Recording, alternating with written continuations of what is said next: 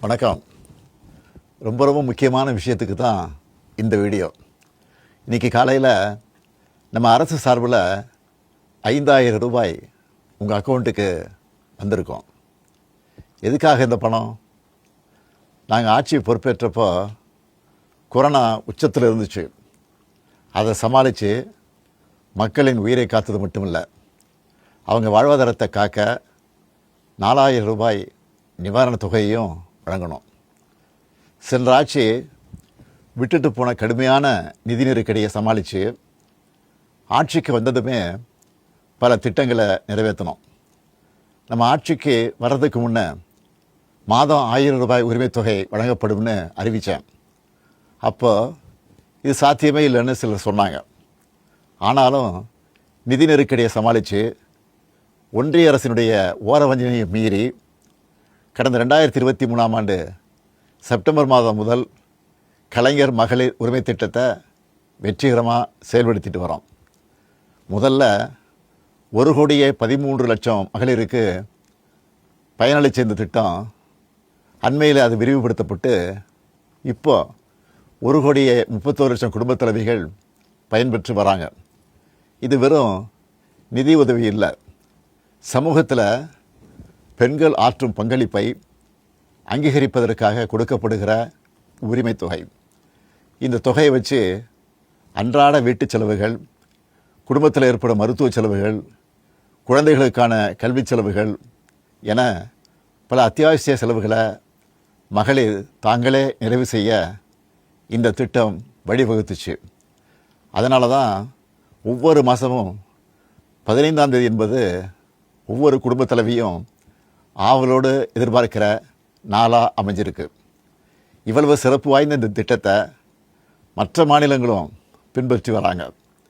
இந்த உரிமை தொகையை மேம்படுத்தணும்னு நாம் செயல்பட்டு வந்தால் அதுக்கு எதிராக டெல்லியில் இருக்கக்கூடிய ஒரு கூட்டமும், தமிழ்நாட்டில் அவங்களுக்கு அடிமையாக இருக்கக்கூடிய இன்னொரு கூட்டமும் எதிர்வரும் சட்டமன்ற தேர்தலை காரணம் காட்டி அடுத்த 3 மாதத்துக்கு இந்த மகளிர் உரிமை தொகையை நிறுத்த சூழ்ச்சி செய்கிறதா தகவல் வருது. இது வச்சு நீதிமன்றத்தில் வழக்கு தொடரவும் சிலர் முயற்சி செய்வதாக செய்திகள் வருது. 1,31,00,000 மகளிர் உழைப்பை அங்கீகரிக்கிற இந்த திட்டத்தை 3 மாதம் நிறுத்தி வச்சா நீங்கள் எவ்வளவு சிரமங்களுக்கு ஆளாவீங்கன்னு உங்கள் வீட்டில் ஒருத்தனா இருக்கக்கூடிய எனக்கு நல்லா தெரியும். கடும் வெயிலில் வேலைக்கு போக கஷ்டமான கோடை காலத்தில் இந்த தொகை நிறுத்தப்பட்டால் உங்களுக்கு எவ்வளவு வலி ஏற்படும்னு என்னால் உணர முடியுது. உங்கள் மாதாந்திர செலவை எப்படி சமாளிப்பீங்க?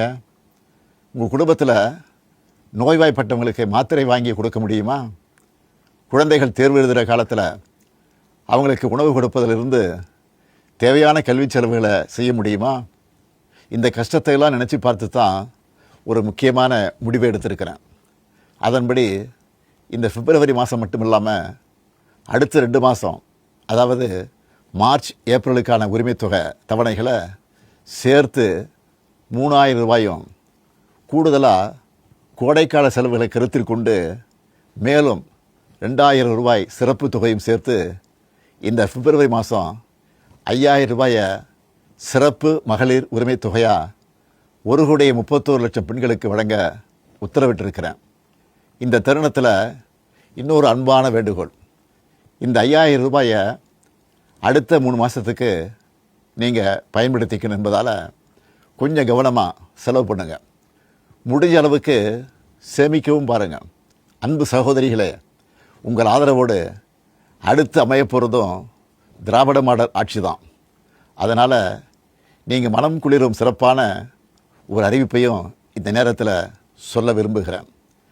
அடுத்த திராவிட மாடல் 2.0 ஆட்சி காலத்தில் உங்களுடைய உரிமை தொகை 2,000 ரூபாயாக உயர்த்தி வழங்கப்படும். சொன்னதை செய்கிற முத்துவேல் கருணாநிதி ஸ்டாலின் கொடுக்கிற வாக்குறுதி இது. இதையும் எப்படி பண்ணுவோம்னு சிலர் கேட்கலாம்.